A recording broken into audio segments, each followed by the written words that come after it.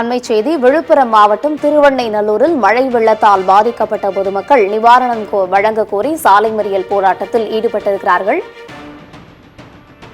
வெள்ள பாதிப்பு நிவாரணம் வழங்க கோரி தற்போது அந்த பகுதியில் பொதுமக்கள் சாலை மறியல் போராட்டத்தில் ஈடுபட்டிருப்பதால் அந்த பகுதியில் கடுமையான போக்குவரத்து பாதிப்பு ஏற்பட்டிருக்கிறது. வட்டாட்சியர் அலுவலகம் முன்பு சாலை மறியலில் ஈடுபட்ட சம்பவம் தற்போது பரபரப்பை ஏற்படுத்தியிருக்கக்கூடிய சூழலில் வெள்ள பாதிப்பு தொடர்பாக நிவாரணம் வழங்க வேண்டும் என்பது அவர்களுடைய கோரிக்கையாக முன்வைக்கப்படுகிறது. கடந்த 4 நாட்களாக வெள்ளப்பெருக்கில் சிக்கி உயிருக்கு போராடிய நிலையில் யாரும் வந்து கூட பார்க்கவில்லை என்கின்ற ஒரு குற்றச்சாட்டு அந்த பகுதி மக்கள் தரப்பில் பிரதானமாக முன்வைக்கப்படுகிறது.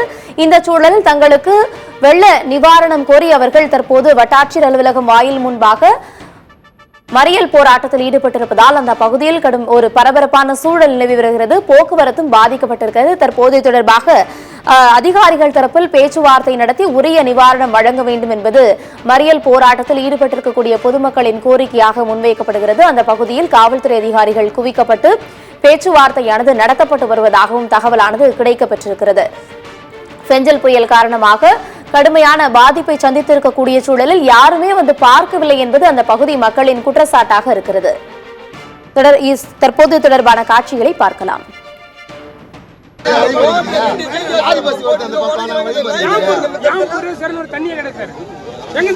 லாரி பஸ் இதுல வருதான்னு சொல்லுங்க. பைபாஸ் இது உங்களுக்கு ஏதாவது பிரச்சனை வந்தா நீங்க கேட்கலாம்.